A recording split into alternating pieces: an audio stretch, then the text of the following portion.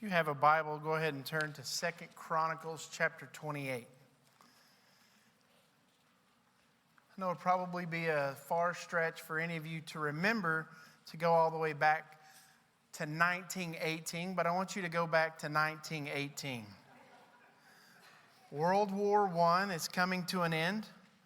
America has emerged as one of the victors of the First World War. This time would lead our nation into great cultural change, a lot of prosperity. And this era was known as the Roaring '20s. The economy was on the rise. Everything was going very well for the nation. And with the economy doing so well, banks started to give out loans so that people could spend that money back into the economy. This would have been the same time that Henry Ford would release one of the first automobiles. Let me rephrase that, one of the first affordable automobiles. And he made that vehicle readily available to people, which in return they would buy these automobiles, and it gave them an opportunity to take jobs that were a further distance away. It also gave people the opportunity to start going to the shows or going to other places because they could get home so quickly. This makes the economy boom. This creates a little bit of an excess for people who start looking at how they can invest their money, at how people could grow their money. Enter the stock market, which had no goats in it, by the way. Enter the stock market. Everyone is investing. As a matter of fact, many people are getting so rich so quickly that people will go to the bank to take out loans to invest in the stock market, because people with a lot of money, what they really need more of is even more money, right? So they start taking out loans to invest in the stock market. By 1929, the stock market was up 218% since 1922. So in 7 years, it had gone up 218%. And it's at this time that production begins to slow down. People aren't buying as much. People don't need a new toaster because they just bought a new toaster. People don't need all of these things because they already had all of these things. Because production slows, interest rates increase. Salaries begin to drop because they don't need all of these people making all of this stuff because they already have an excess of these things. But the crazy part that is happening during this time is, even though production is slowing, even though salaries are dropping, the stock market is still going through the roof. It's crazy. This brings us to October the 24th, 1929, known as Black Thursday. No, this was not shopping after Thanksgiving. This was Black Thursday. This is the beginning of what would be known as the Great Depression. When the stocks opened on October the 24th, 1921, people will go crazy selling their stocks. They just want to sell. To the tune of 12.9 million stocks being sold on October the 24th, 1929. And at the opening bell, stocks fell 11%. Things were bad. Things were going to get worse. The following Tuesday, October the 29th, was known as Black Tuesday. It was a complete panic. The Dow Jones fell 12%. Not the previous Thursday, it was 12.9 million stocks that were sold. On Tuesday, 16.4 million shares were sold. It says the market lost $14 billion in one day. That was in 1929. I did a calculator today. It would have been to the tune of $223 trillion that was lost in a single day. Those in debt were in worse conditions. The Dow Jones continued to fall for the next 3 years, losing 90% of its value from its high in 1929. 90% of its value within just a few weeks. The banks were even in worse of a situation. They were giving about 10 cents to the dollar for what people had in the bank. So if you had $1,000 in the bank and you wanted to take your money out, they would give you 10 cents to the dollar. About 1/4 of the entire nation was unemployed. So the situation was terrible. Of course, from 1930 to 1939 was the Great Depression. FDR tried to bring relief through the government. It was only a Band-Aid to a very bad problem. It wasn't until the rise of the Third Reich in Germany. We see that the Great Depression was felt worldwide, but it was only through the rise of the Third Reich in Germany that America started to rebound. America started to recover.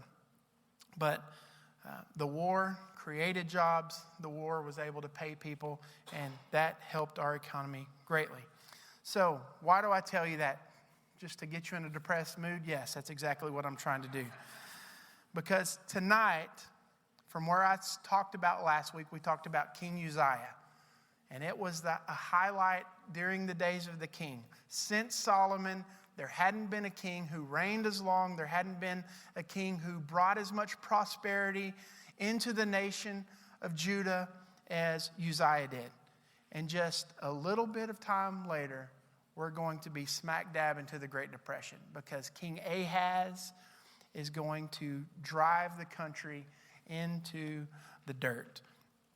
And so between Amaziah, Uzziah, and Jotham, all three of these kings before King Ahaz, they all did what was right in the eyes of the Lord.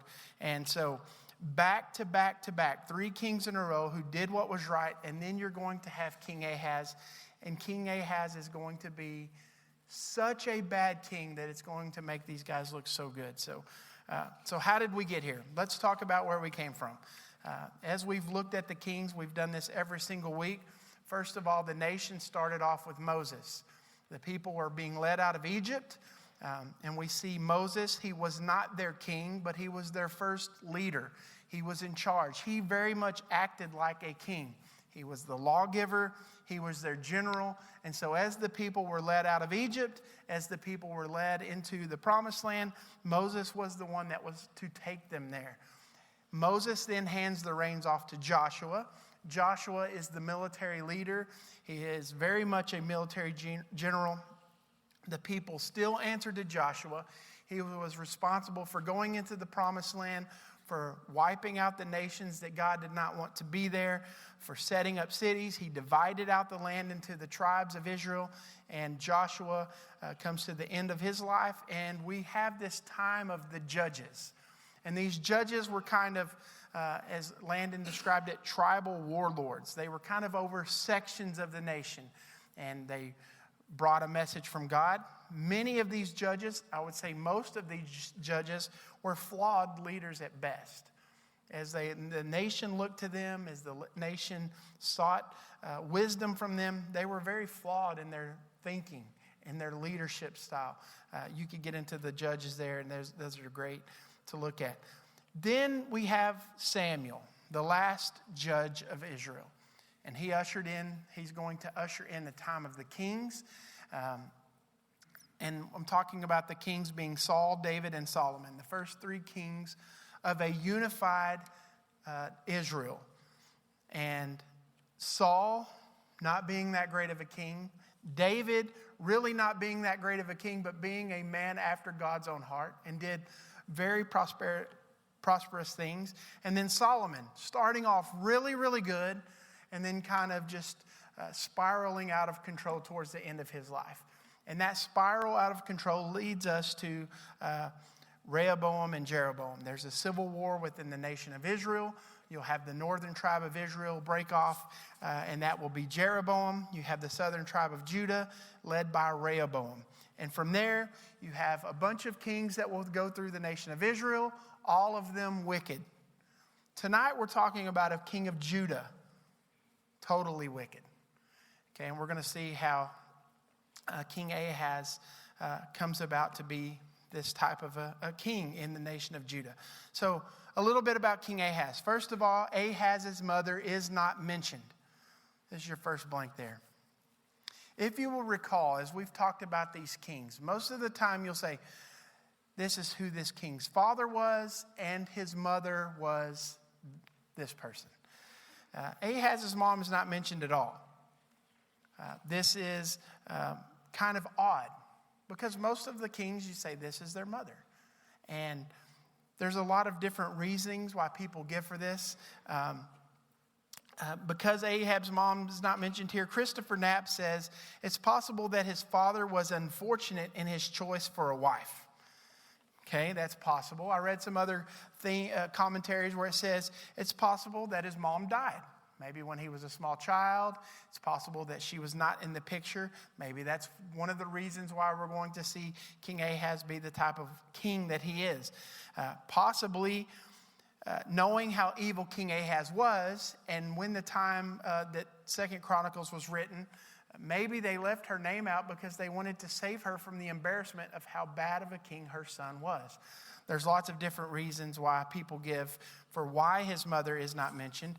But mothers were a very big part in a king's life of nurturing them, of raising them, before dad started teaching them the kingly things that he would have taught them.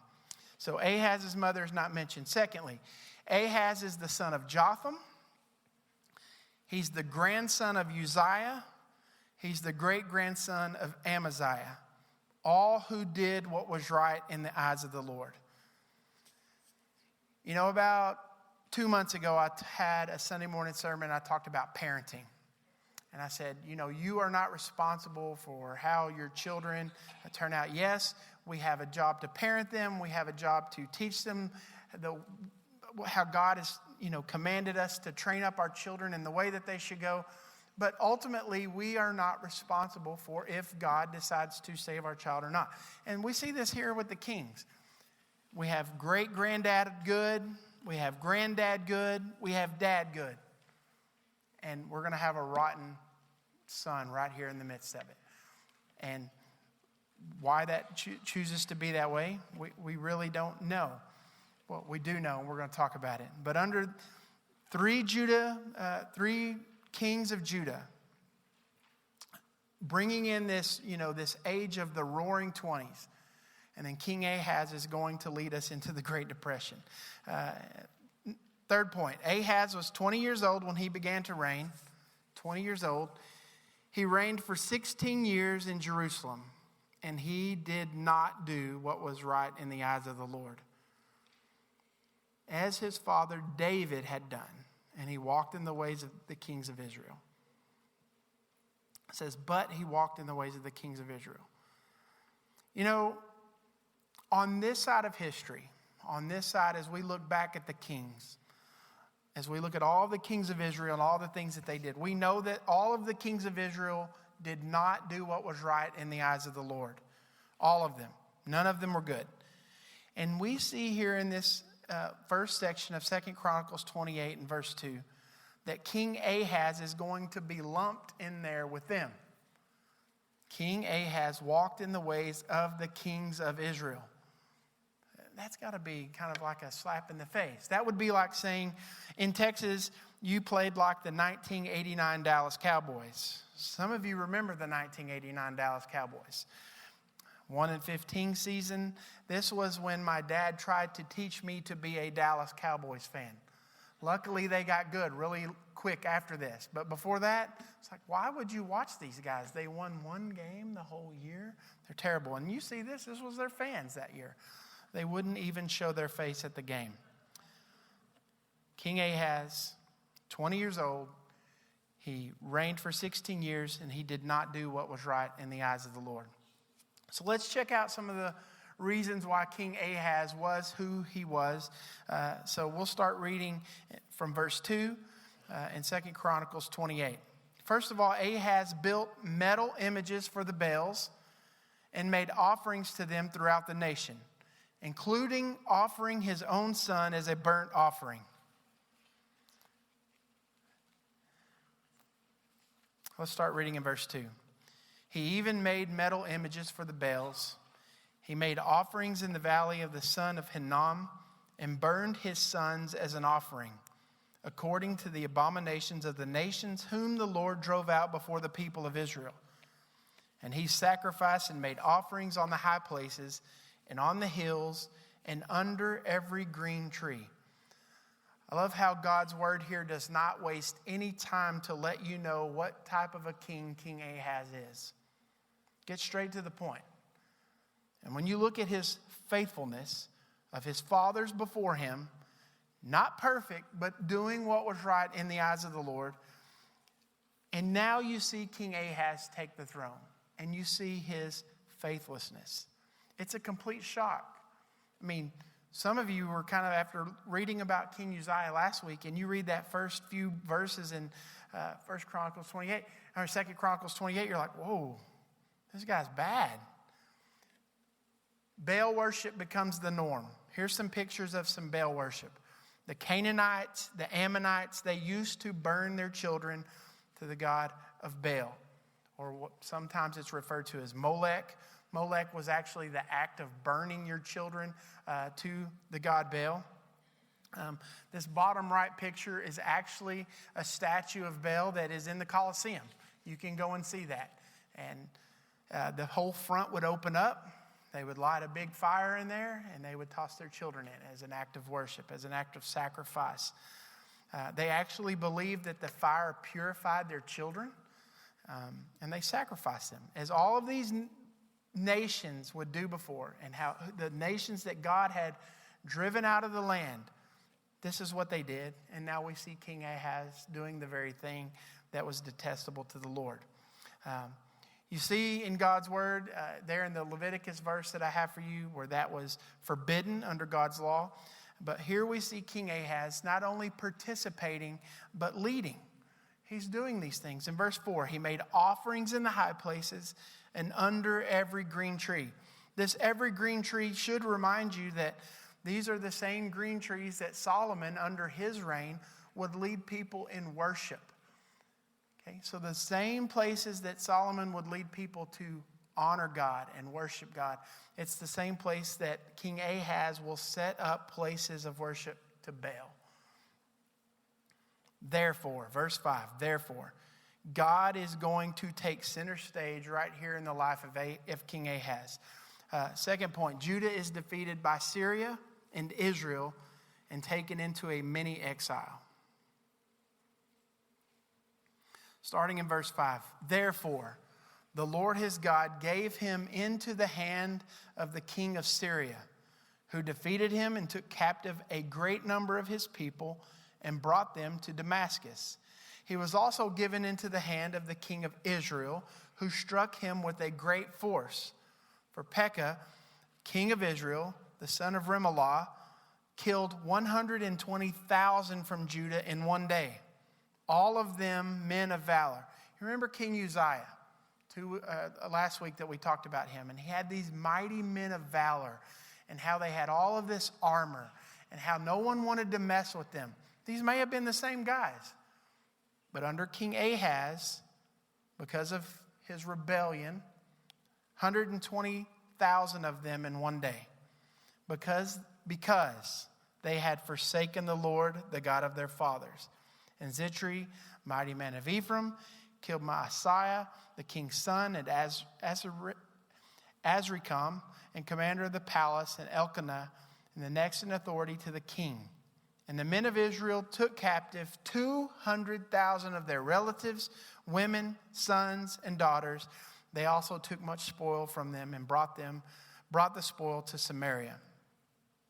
So the result of Ahaz's faithlessness to God, it says, God is going to hand him over. King of Syria, come right up. King of Israel, come on down.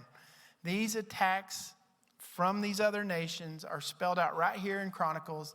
This is divine judgment from God. God says, like I said, God can use the nation of Judah.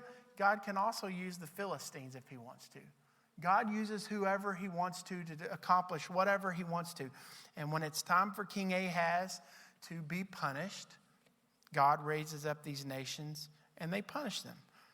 Think about that. 120,000 soldiers, men of valor, killed in one day. And it gives the reason why. Because they had forsaken the Lord. They had stopped calling out to God. They had stopped trusting in God, and God's going to punish them for that. And it says, and the king of Israel carried off 200,000 prisoners, their own people, their own relatives, women, sons, daughters, all of them, taken captive and taken to Israel. So God is pouring out his wrath upon the nation of Judah because of King Ahaz. You know, God also likes to get our attention. Sometimes it's in nice ways. Sometimes it's in not nice ways. He likes to shake us to our core.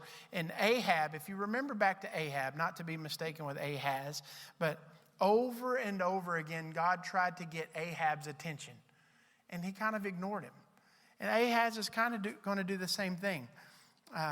God humbles Judah in a massive way. In this massive defeat, not only of their military might, but taking 200,000 people captive because of the unfaithfulness of Ahaz. I think God is trying to get his attention. Let's see what happens next. Next point. God sends his prophet Oded to warn Israel and save Judah from captivity. Right here in the middle of a captivity, right here in the middle of the army being wiped out, we're going to see God raise up a prophet and save all of these citizens of Judah from being taken captive. Let's see what happens. Verse 9. But a prophet of the Lord was there, whose name was Oded. And he went out to meet the army that came to Samaria and said to them, Behold, because the Lord, the God of your fathers, was angry with Judah, he gave them into your hand. But you have killed them in a rage that has reached up to heaven. And now you intend to subjugate the people of Judah and Jerusalem, male and female, as your slaves. Have you not sins of your own against the Lord your God? Now hear me, and send back the captives from your relatives from whom you have taken, for the fierce wrath of the Lord is upon you. This is a very interesting exchange. God is pouring out his wrath upon King Ahaz and the nation. The Lord allowed these two nations to come in and whip Judah and to take them into captivity. Oded, this prophet, shows up. And Oded is actually a prophet of Israel. And we don't need to miss that. Remember we talked about all the kings of Israel and how wicked they were. None of them did what was right in the eyes of the Lord. Well, guess what? There's a prophet right here from Israel that God raises up.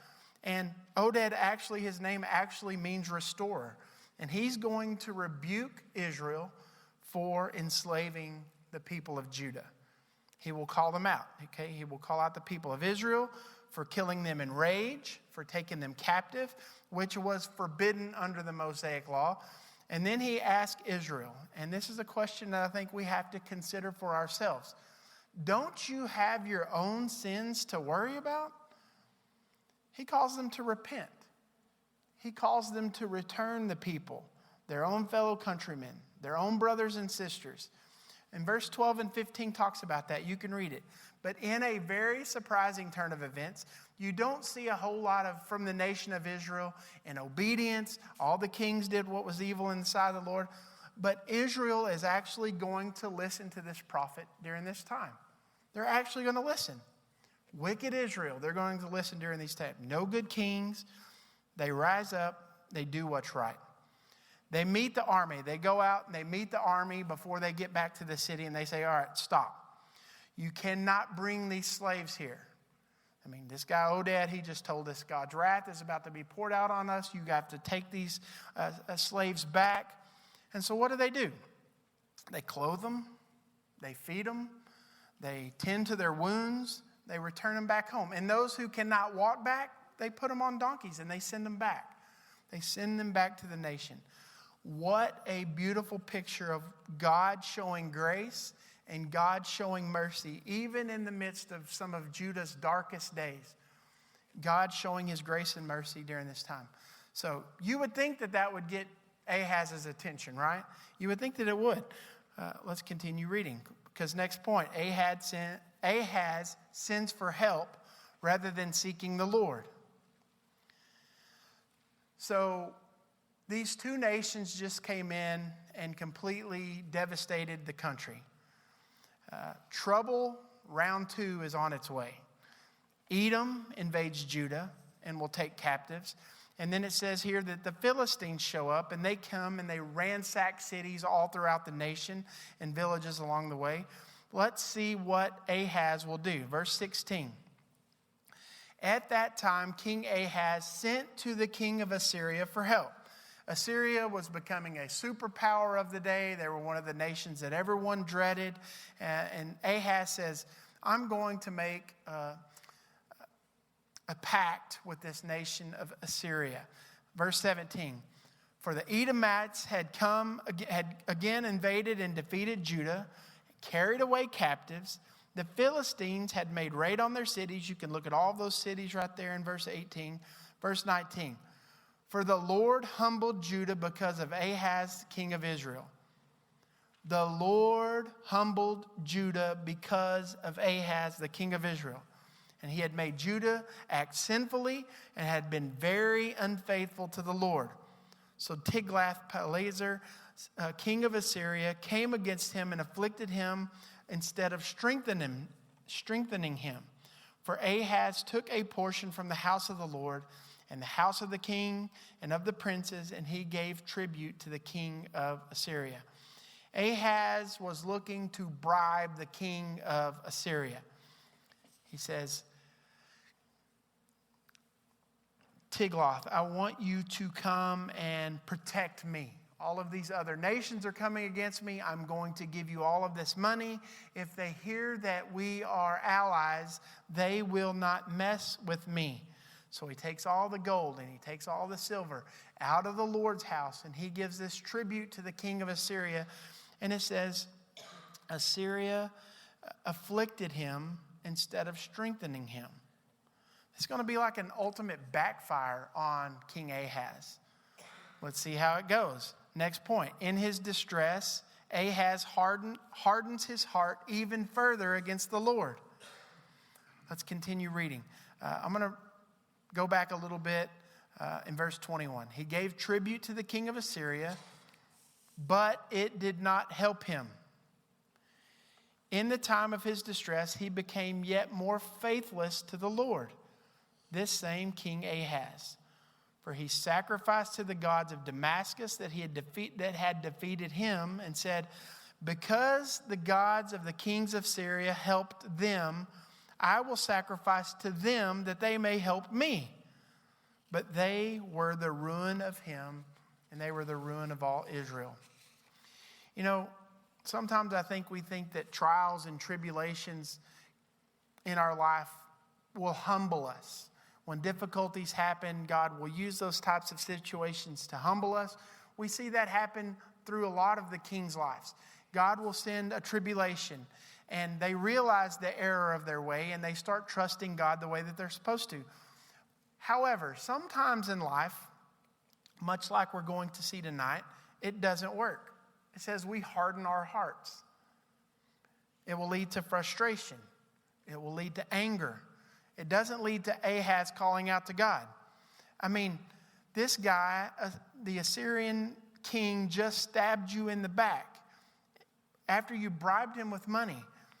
Surely you would think that Ahaz would want to cry out to the Lord. Okay, my last effort, I bribed this guy with all this money and he stabs me in the back. Surely you would think that he would call out to God.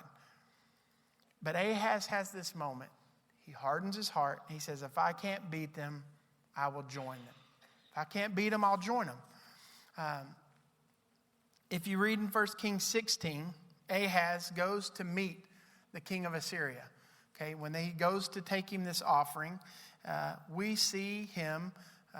And this is the picture that you saw a few weeks ago when we talked about Jehu, King Jehu. And that's Jehu, a really bad king, down on the ground, bowing before the king of Assyria. This is the same king of Assyria that we see Ahaz trying to make this pact with him. Okay, this guy has a ton of power. But when King Ahaz goes to meet the king of Assyria, he takes notice at the altar of the king of Assyria. He says, oh, this is the altar that you sacrifice on. And he thinks, wow, this thing's beautiful. And he looks at that altar and he says, I kind of want one of those. So he makes a sketch drawing and he sends it back to his priest Uriah. And he has him construct this altar to be a replica of the altar that the king of Assyria has. And so that when he gets home, he can offer sacrifices to the gods of the Assyrians. He's kind of like, man, if God's not going to help me, then I'm going to worship these gods. Maybe they'll help me.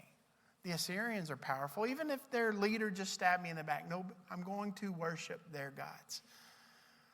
And after this doesn't work, he takes it even further. Next, Ahaz destroys the temple vessels and he shuts the temple doors. Destroys the temple vessels and shuts the temple doors. Look at verse 24. And Ahaz gathered together the vessels of the house of God and cut them into pieces, the vessels of the house of God. And he shut up the doors of the house of the Lord. And he made himself altars in every corner of Jerusalem. In every city of Judah, he made high places and made to make offerings to other gods, provoking to anger the Lord, the God of his fathers. I'm going to show you another verse from 2 Kings 16. Because I think this kind of describes a little better the situation that just happened. It's up on the screen. It says, and King Ahaz cut off the frames of the stands. He removed the basins from them. He took down the sea from the bronze oxen that were under it and put it on a stone pedestal. And the covered way for the Sabbath had been built inside the house, and the outer entrance for the king he caused to go around the house of the Lord because of the kings of Assyria. When you think about all of these places of worship for the nation of Judah, and Ahaz is going to say, we're getting rid of them all. And not just get rid of them. I'm not just going to shut the doors. I'm going to destroy these things so that they can't be used by the next king.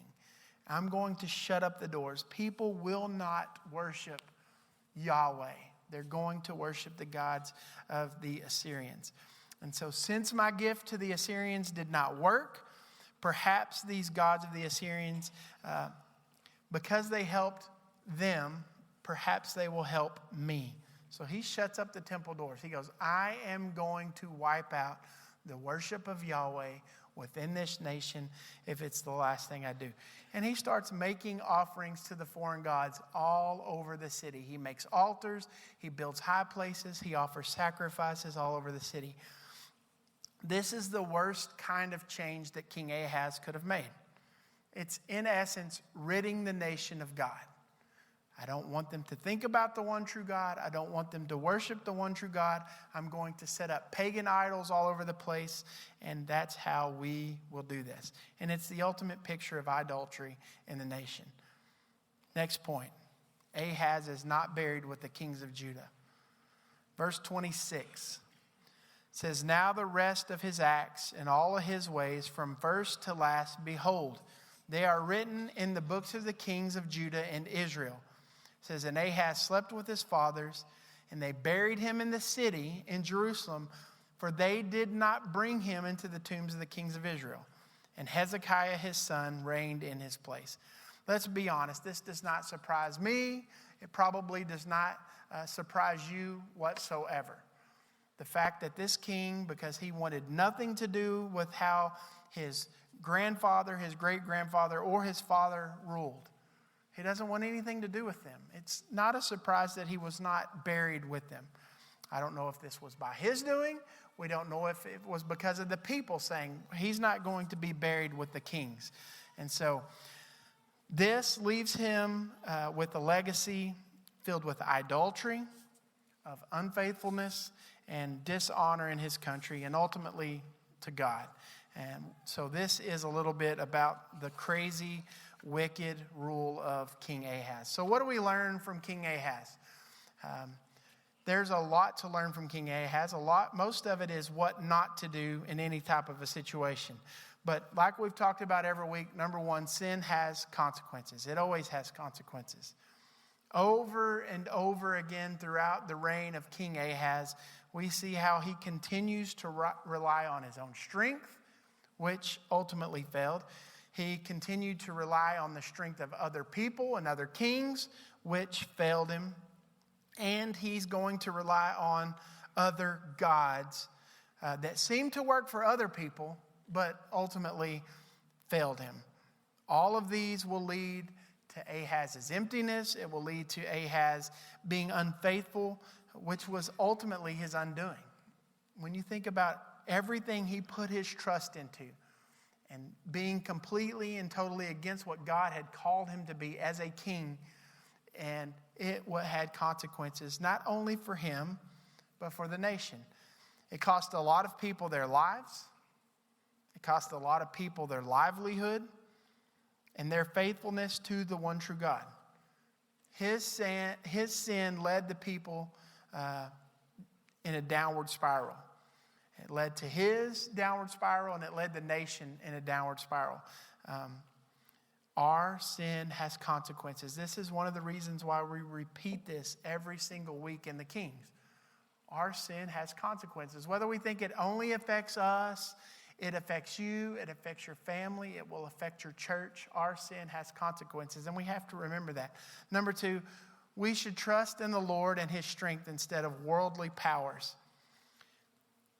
You know, it's very easy for us to say, I trust God. We can say that I just trust God. You know, you get a bad diagnosis, something bad's happening to you. I just trust God through this situation. But our actions kind of speak louder than our words. And with Ahaz, his actions and his words all lined up. He did not trust God whatsoever, but we have to. What does it look like from day to day where the rubber meets the road? How do we trust God? And I mean really trust God. I think of the story of the rich young ruler. And he asked Jesus, what must I do to have eternal life? And in his arrogance, he tells Jesus, man, I've kept the whole law. I'm doing really awesome. I've got my stuff together. And Jesus says, all right, good job. Here's what I want you to do. I want you to take all of your stuff. I want you to sell it. I want you to give it to the poor. And I want you to come and follow me. And it says that he goes away sad because he had much wealth. He had a lot. I think we are a lot the same way. We may not be financially successful. We may not be wealthy financially. But when we think about our status in the world that we live in, we are highly successful. But because we live in the good old US of A, we are dependent on self for most things. When it says we trust in the Lord and we trust in his strength, instead of maybe our own power and our own strength, I think sometimes we're kind of weak in that area. Depending on your situation, I think idols can be put up in our own lives. Idols such as money. Idols such as property. Idols such as security or retirement or vacation or our children. We think about our children. You don't think about your children being idols, but the way we set them up on a pedestal, they're very much of an idol. And in a lot of the decisions that we make day in and day out, we are telling God, I don't trust you with these decisions in my life. I don't trust you with my finances. I don't trust you with my future.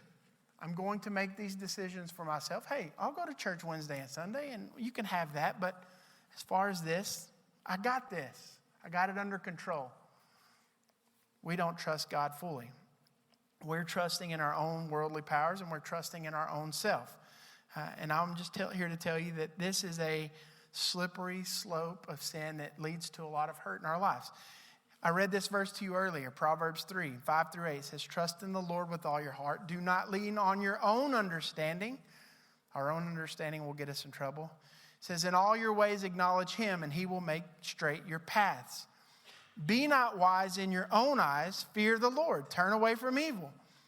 And I love this. Verse 8. It will be healing to your flesh and refreshment to your bones. It's good stuff. Last point, God sends the hope of salvation in the midst of darkness. I want everyone to turn to Isaiah chapter 7. Isaiah chapter 7. This is good stuff. In some of Judah's darkest days, the nation is in ruin. We hear of hundreds of thousands of people who have been killed. We hear a lot of people, even from other nations, who have been taken captive. God speaks to King Ahaz, and Ahaz is going to refuse to listen. And God, even when his servant Ahaz doesn't want to listen, God is still going to speak to him. Okay? A little bit of background information about Isaiah going to Ahaz. Obviously, this is in the book of Isaiah. You remember when Ahaz had the nations come to war against him. Well, he decides that since everyone else has been whipping him for all these years, he's going to make a pact with the Assyrians. He says, I'm just going to make a pact with the biggest bad boy on the block. No one will mess with me if the Assyrians are on my side. Let's see if anyone wants to mess with me. And we talked about how that backfired on him. But in the days of Ahaz, while he was still seeking these alliances, while he was trying to build up his strength by having the Assyrians as his best friend, he should have been calling out to God. As a matter of fact, God tried to get his attention in that moment. But instead of being afraid of God, instead of calling out to God for help, he was trying to make an alliance with the king of Assyria. And God sends him Isaiah. We see this happen in Isaiah 6, 7. And Isaiah is going to go to him, and he's going to tell him right here at the beginning of chapter 7, God will not let these people conquer you. He will not let the nation of Israel conquer you. He will not let the Syrians conquer you. As a matter of fact, if you hold on, if you obey God, if you do what God has asked you to do, within 65 years, they're going to be gone, and you won't have to mess with them. Isaiah tells him this right there at the beginning of Isaiah 7. If you will trust God, if you will rely on God, these people will be gone, and you won't even have to mess with them. Ahaz will not listen. He won't listen to Isaiah. And God ends with telling him this in verse 9. If you are not firm in faith, you will not be firm at all. And then God is going to speak to King Ahaz. Verse 10. This is where we're going to read. Verse 10. Again, the Lord spoke to Ahaz. God says to him, ask a sign of the Lord your God. Let it be deep as Sheol or high as heaven. It says, but Ahaz said, I will not ask. I will not put the Lord to the test.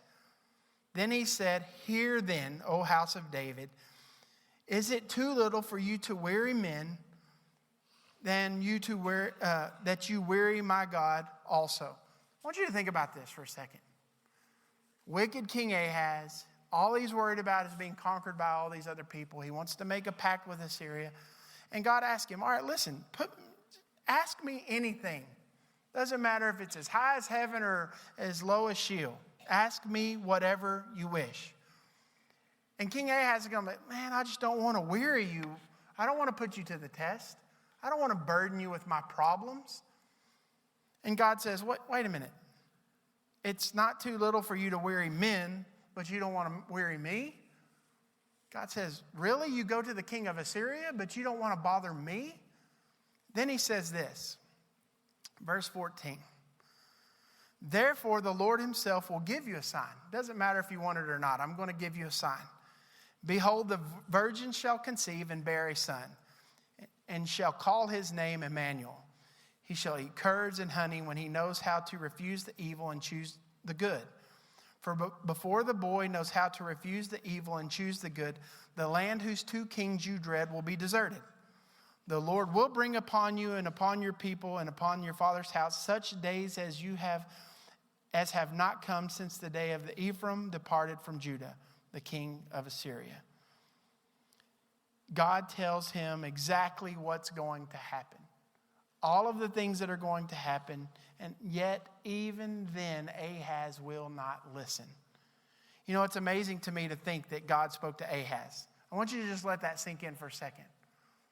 God spoke to Ahaz. All of the evil that he did, all of the doing exactly what God had asked him not to do, even as a king of a king of Judah, he's going to rebel over and over again. He's going to do it his way, trusting in himself, trusting in other powers, ignoring God. He sought his own way. Yet, it says, even in the midst of darkness, God revealed his plan. God revealed his plan. Verse 14, behold, the virgin shall conceive and bear a son, and they shall call his name Emmanuel. In a time when Judah had a king that was a complete and total failure, God was still paving the way for the perfect king to come to us. The perfect king that we needed. Jesus Christ is the king that always chooses to do good, who never chose to do anything wicked, who completely and totally obeyed God fully. And make no mistake, even the kings that did what was right in the eyes of the Lord, they were still lacking in the kingship that Jesus reigned in, as these kings were. So all these kings, right or wrong, they were all pointing us forward to the one true King, Jesus Christ, who would reign. And Isaiah speaks it right here to Ahaz, and that is the promise that we have to live with today. So let's pray as we end tonight.